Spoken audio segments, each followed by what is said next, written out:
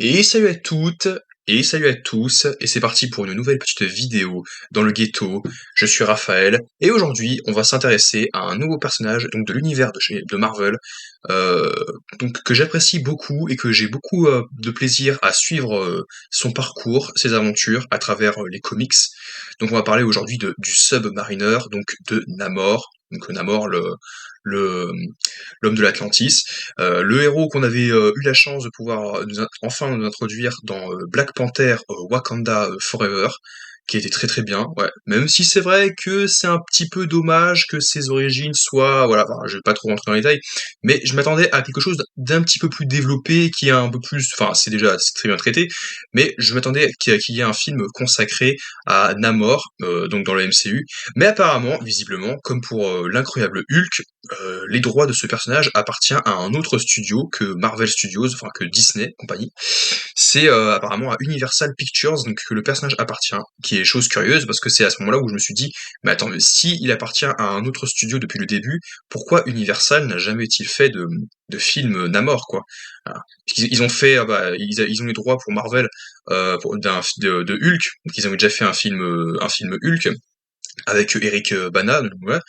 Mais oui, il y avait des trucs, des fake news, enfin je sais pas si c'est des fake news ou des fausses rumeurs ou des trucs qui sont complètement bidons, mais en tout cas il y avait plein de posters avec des Luke Evans. Donc Luke Evans, donc c'est pour ceux qui savent pas, oui, voilà, je vais vous mettre, c'est Bard l'archer dans le Hobbit, donc de Peter Jackson.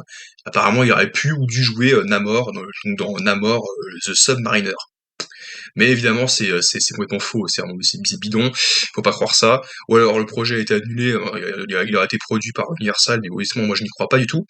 Et c'est dommage parce que finalement, on n'a pas eu de Namor, enfin, sauf Namor, qui est incarné bien sûr par Tenoch Huerta Meija. Ouais, donc Meija. Donc oui, donc qu'on avait vu déjà dans Black Panther 2, et qu'on aura sûrement le plaisir de retrouver dans des films Avengers par la suite. Mais moi, je trouve ça très très dommage parce qu'on n'a pas pu. J'aimerais voir un peu plus de développement sur le personnage parce que c'est un personnage dans les comics, franchement, qui est méconnaissable. Franchement, c'est un personnage que j'aime beaucoup et j'ai surtout pris plaisir à le découvrir dans les intégrales de comics de Marvel, que j'ai pu voir, qui sont très très intéressants. Même si c'est vrai qu'il y a certaines séquences qui sont pas forcément bien développées, approfondies, même si je sais qu'il existe bien sûr des revues et des comics qui ont été faits à l'époque, là où tu as Namor qui se affronte plusieurs adversaires lors de la Seconde Guerre mondiale contre les nazis, le Troisième Reich, tout ça, et où il a pu faire également il a pu, comment dire, s'allier avec d'autres personnages, notamment Captain America, ou l'Ange, ou la Torche Humaine, qu'il aura le plaisir aussi de retrouver. Alors c'est pas exactement la même Torche Humaine, parenthèse, que Johnny Storm, des Quatre Fantastiques. C'était une ancienne Torche Humaine, qui était l'un des tout premiers super-héros de Marvel Comics, avec Namor, évidemment, et Captain America. Il y avait tout un groupe de super-héros, après il y en a qui ont été changés plus tard dans les années 60, qui ont disparu, et d'autres qui ont été un petit peu changés radicalement. On n'a pas refait les mêmes origines. Mais pour Namor, c'était exactement les mêmes, et c'est un personnage qui est extrêmement complexe, qui peut être un allié puissant, mais un ennemi redoutable aussi, effectivement. Donc, il vaut mieux être plutôt dans son camp. Et sinon, il est quand même très sympathique et très cool. J'aime beaucoup aussi son parcours à travers les comics, parce que c'est vrai que c'est assez compliqué. Alors, je vais pas trop rentrer dans le détail, mais c'est un personnage qui, alors ouais, ça sera pas trop abordé par la suite, donc parce que ce serait un peu bête quand même. Il y a des choses qui peuvent être très cool adapté par rapport aux histoires des bandes dessinées. Mais Namor, c'est un personnage qui perd souvent la mémoire, voilà, qui est un petit peu perdu, et c'est le syndrome qui le poursuit un petit peu tout au long de sa vie, tout au long de son parcours. C'est que le personnage de Namor, il vit plusieurs péripéties, au cours de ses pérégrinations, il finit par perdre la mémoire, être secoué, et il navigue toujours dans différentes équipes, dans un camp, dans l'autre, et au final, eh bien, ce qui fait qu'il est complètement isolé des siens, en fait, c'est ça. Donc, parce que évidemment, c'est l'origine, c'est vraiment ultra classique. C'est un peu comme Aquaman, c'est clairement la même chose. Et puis d'autres personnages, c'est comme ouais, c'est un fils bâtard, voilà, illégitime, dont le père était humain. Mais moi, j'aimais beaucoup les adversaires. Donc moi, c'est pour ça que je me suis fait beaucoup de réflexions. Je me suis dit, mais même si ça a très très peu de chance, même si ça a même quasiment 0% de chance que cela puisse se produire, j'essaie en train de m'imaginer quel aurait pu être un film Namor. Enfin, donc c'est pour ça que je dis que je ne cherche même plus à savoir si c'est possible ou non. Je cherche simplement à me demander ce que cela aurait pu être si ça avait été le cas. Parce que ça fait des années qu'ils auraient pu faire un film Namor. Et apparemment, il appartient toujours à Universal, mais donc c'est ce qui signifie qu'on n'aura pas le droit d'un film avec Namor, le Submariner, en tête d'affiche pour Marvel avec l'acteur qu'on avait vu dans Black Panther. C'est mort. Et c'est dommage, même si c'est vrai que ça aurait pu être intéressant d'avoir un truc un peu plus développé, parce que quand même le film de Black Panther fait plus de 2 heures et demie, donc sur 2 heures et demie, je m'attendais vraiment qu'il y ait au moins facile 30-40 minutes où c'est vraiment que du Namor, hein. Même si c'est voilà, du coup, c'est vraiment son histoire, son origine, et que à défaut de cela, qu'on ait un film sur lui quelques temps après, dans la phase suivante, quoi. Voilà. Mais bon, tant pis, c'est pas grave. Oui, donc le Namor, en fait, c'était un héros que j'aimais beaucoup. Moi, en fait, s'il y aurait eu un film Namor, je m'étais en train d'imaginer que bah ça serait comment dire. Déjà, j'aimerais qu'on un peu reparler un petit peu de ce qu'on avait vu sur donc ce qu'on a, oui, de reparler un petit peu de ce qu'on avait vu sur le personnage dans Black Panther Wakanda Forever, étant donné qu'il est représenté comme un antagoniste, donc l'antagoniste du film, même si le méchant, enfin la méchante, c'est plus Valentina de Fontaine, c'est quand même Namor qui est un peu l'ennemi du Wakanda. Il y a quand même un conflit entre voilà, les deux camps. Mais voilà, donc j'arrête pas de me dire que on aurait pu avoir un Namor qui aurait pu être sympathique, qui aurait pu être vraiment très très cool, avec une force vraiment prodigieuse, là où il peut donner des points, et aussi où il peut balancer son cri de guerre, enfin son cri de guerre pas du tout, mais son cri en mode Imperius Rex, c'est quelque chose que j'aime beaucoup aussi, Imperius Rex quand il le dit. Mais voir un Namor aussi on le voit assez brièvement dans le film Black Panther, mais qu'on voit un Namor menaçant déjà avec l'espèce humaine et comment dire, on sait que ouais, Namor, en fait, ce qu'il veut, c'est que, en fait, comme c'est un souverain, il prend son rôle très au sérieux, il ne le prend pas à la légère, il veut protéger son peuple, et quitte à commettre les pires atrocités pour les hommes, hein, quitte à les tuer, à les menacer.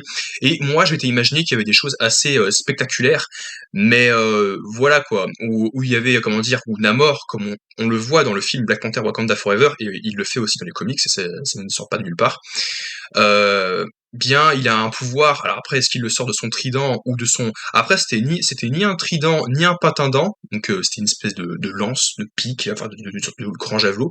Voilà. Où il peut invoquer, enfin se servir des pouvoirs subaquatiques, donc de l'eau, et de pouvoir déclencher plusieurs catastrophes, déclencher des tsunamis, des séismes. Voilà.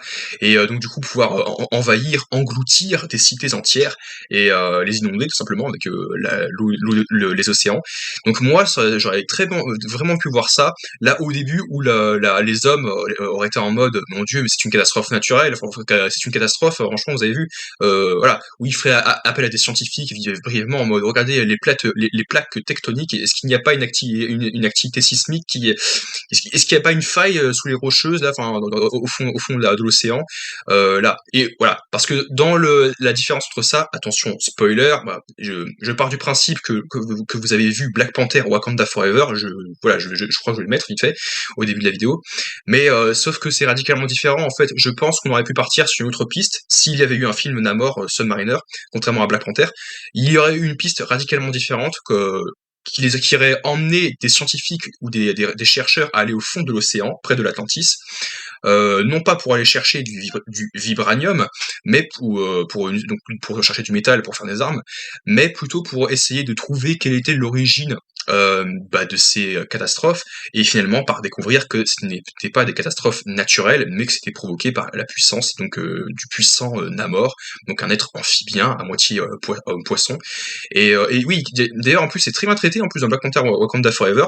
Bah, en même temps, voilà, ça fait semble fidèle à la légende et aux comics, c'est que les Atlantes, de par leur condition d'Atlante, d'homme-poisson, sont d'une couleur bleutée, alors que Namor, lui, n'est pas de cette couleur-là, parce que alors après, même si c'est pas exactement la même chose que dans les comics, puisque dans les comics, en fait, son père, c'est un scientifique du nom de Leonard Mackenzie, alors qu'on ne sait pas qui c'est, hein.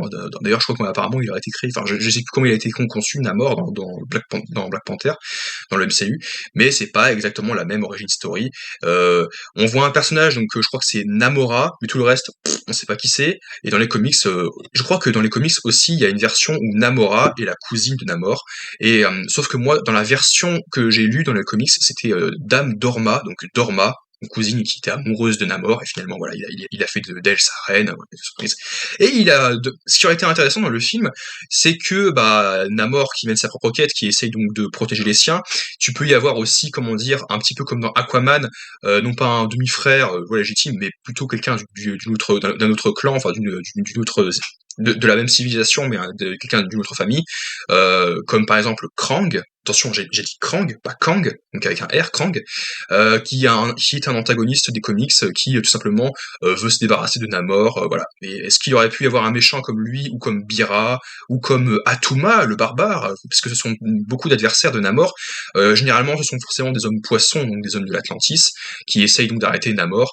Et ce qui aurait été trop cool aussi dans un film, c'est ce qu'on aurait pu voir Namor chevaucher des requins, des orques, des baleines, des cachalots. Ça aurait été trop bien, quoi, avec des crabes aussi, des crabes géants qui seraient venus attaquer l'Atlantis et tout, avec la cité engloutie, limite voilà, limite en ruine, un peu délabré, ça aurait été trop cool, quoi, voir ça, voir les vestiges d'une civilisation voilà, délabrée, et que les gens fassent une légende là-dessus, et qu'ils s'en inspirent justement en trouvant plein de cités voilà, détruites. Parce que effectivement, dans les comics, voilà, il y a à maintes reprises, il y a Atlantis qui prend cher. Et justement, comme je parlais des antagonistes et des adversaires, donc des ennemis redoutables de Namor, tu en as un qui est humain, mais qui a des pouvoirs un peu comme les mutants, les X-Men ou les Inhumains, qui a un pouvoir de mentaliste qui s'appelle donc Paul Destine. Voilà, et c'est un personnage que j'aime beaucoup parce que quand j'ai lu la fin du deuxième intégral de Submariner, j'en pouvais plus, je tremblais tellement que j'étais excité parce il y a un twist à la fin, il y a un retournement de situation, et au début on ne sait pas exactement, donc je vous ai dit que ça allait spoiler les comics, mais c'est peut-être pas, et Black Panther, mais c'est pas grave, vous êtes prévenus au tout début, voilà, vous savez à quoi vous en tenir, donc vous n'avez peut-être pas regardé. Mais c'était trop cool, je vous conseille vraiment de le lire, mais parce qu'en fait, tout le long du comics, on sait que Namor, en fait, euh, quand il a quitté Atlantis, parce que je vous l'ai dit, il perd souvent la mémoire quand il affronte les hommes à la surface, et donc du coup, il peut rester pendant des années sans rentrer à l'Atlantis. Donc ça, j'aurais voulu que ça ne soit pas traité, donc encore une fois, le film n'est jamais arrivé et ça n'arrivera pas, mais je suis en train d'imaginer quel aurait pu être le film Namor. Ça, j'aurais voulu que ça ne soit pas traité, que ce soit mis de côté, mais ça arrive dans les comics régulièrement. Les comics des années 60 en tout cas, voilà, dans les années 60, là où tu as Namor qui à un moment retourne, entre-temps il rencontre les 4 Fantastiques et les X-Men et les Avengers, la Cabale, etc. Et du coup, il y a un moment, il rencontre, il réalise, pardon, que Atlantis a été détruite, et on lui apprend plus tard que bah, son grand-père, l'empereur Takor, a été tué. Donc du coup, il se dit, bah c'est donc toi le roi maintenant d'Atlantis. Ta mère aussi a été tuée, mais au moins il y a tes cousines qui ont été sauvées, donc quelques généraux, soldats, et puis quelques centaines de milliers d'habitants, et tu vas reconstruire Atlantis. Ouais. Donc à de maintes reprises, donc tu as des méchants eux-mêmes pensaient que c'était des catastrophes naturelles, eux aussi que c'est donc un des tremblements, mais en fait non, c'était l'œuvre d'un mentaliste qui avec ses pouvoirs en fait testait ses nouveaux pouvoirs sur bah au pôle Nord, enfin au pôle Sud, et il y avait Atlantis qui était pas loin, donc voilà. Donc le grand-père avait envoyé Namor, donc Takor avait envoyé Namor pour comment dire, pour affronter la menace, et finalement il s'est servi de ses pouvoirs pour l'embrouiller et l'envoyer très très loin à New York. Et pendant ce temps-là, il avait terminé ce qu'il avait son œuvre, ce qu'il avait commencé, et il a tué le grand-père et puis la fille ainsi que plusieurs milliers de pauvres Atlantes. Dans le film, je pensais que ce passage aurait été mieux traité si ça avait été Namor qui aurait fait ça chez les humains, donc à la surface, genre où t'es un méga tsunami et que ça fasse plusieurs milliers de morts, et qu'à la fin les hommes, donc des militaires ou autres, finissent par voilà, avec leurs sous-marins essayer de bombarder Atlantis et riposter, contre-attaquer, lancer une nouvelle offensive, et ça aurait créé comme pour Black Panther 2, sauf que les Wakandais ce sont que les hommes, enfin les occidentaux là c'est pas pareil, ça aurait créé un énième cycle un cycle infernal de la vengeance, et puis au final ça aurait été satisfaisant. Au final, Namor n'aurait pas été un super-héros, mais un anti-héros qui parfois peut se montrer sans pitié. Voilà, et parce qu'il est sans pitié dans Black Panther Wakanda Forever. Franchement, il aurait pu être plus bon quand même. Mais bon, et puis il est un peu très différent quand même parfois. Donc après Namor aussi, ce qui aurait été cool, c'est de savoir où est-ce que cela allait amener. Donc comme ça n'emmène pas vers un univers connecté, parce qu'à part le MCU, tu as que Sony, mais Sony c'est raté parce que tu as du mal à avoir les connexions, puis il y a pas Spider-Man avec tous les anti-héros. Mais dans le MCU, je ne sais pas, parce qu'on a déjà vu aussi dans Doctor Strange 2 un aperçu donc du groupe des Illuminati. Et dans les comics, tu as Namor donc le groupe qui a été créé par Doctor Strange, donc même dans les comics, et ben tu as Namor qui fait partie des Illuminati. Voilà, et il rejoint même la cabale avec Magneto, tout ça, et les Avengers, voilà et tout. Puis donc il affronte beaucoup d'adversaires. Donc encore une fois, je ne sais pas quel genre d'ennemi il aurait pu trouver dans son film, si ça aurait été du Atuma, du Krang ou du Bira. Je crois qu'il y a l'un d'eux et son demi-cousin, enfin c'est ça et tout, parce que enfin demi-cousin, enfin cousin, après c'est compliqué, enfin cousin éloigné du coup. Mais voilà quoi. Puis il y a aussi le roi Neptune. Est-ce que le roi Neptune aurait été présent avec son fameux trident? Parce que la quête du trident, c'est un de mes passages préférés dans les intégrales. Ça, avec le twist à la toute fin, là où je frissonnais, où je disais, mais attends, mais c'était pas une catastrophe naturelle, c'était bel et bien un quelqu'un qui a avec des pouvoirs, avec des ongles, avec des ongles psychiques, qui avait causé un véritable, une véritable catastrophe. Et ouais, c'était ça, quand j'ai vu ça, j'ai eu des frissons, j'en pouvais plus. Et à la fin, on ne sait pas ce qui se passe, donc je vous ai prévenu, voilà. C'est que Namor, en fait, va passer son temps à traquer Paul Destine, donc Mentalo, un mentaliste, qui était à l'origine de la mort de de son grand-père et de son père. Le grand-père qui lui-même avait tué le père, donc Leonard Mackenzie, parce qu'il avait pensé qu'il avait enlevé sa fille, mais en fait non, la fille elle n'était pas enlevée, elle était tombée amoureuse et c'était réciproque, donc voilà, ils ont fondé une famille sur le bateau, voilà, en l'espace de quelques temps. Et bien sûr, le grand-père voulait se venger parce que c'était d'abord non, c'était les hommes donc de la surface, donc des chercheurs qui ont essayé de trouver du vibranium, exactement comme dans Black Panther 2, donc il y a des peut-être similitudes parce que c'était un peu ce qui s'est passé dans les années 1910, tout le monde cherchait des minerais et puis du vibranium. C'était juste après la seconde, en plein cœur de la Première Guerre mondiale et puis entre la fin de la Première Guerre mondiale. C'est ça à l'époque de ça. C'était écrit bien après par d'autres.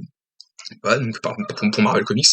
Et tu avais parmi ce groupe d'équipage avec Leonard Mackenzie, le père de Namor, il avait croisé la route de Paul Destine qui était dans le cercle des pôles arctiques, du cercle d'Arctique, et il était avec eux, mais il s'était séparé de ses pouvoirs et il voulait les développer. Donc il est allé se congeler pour voir s'il allait pouvoir développer ses pouvoirs plus tard.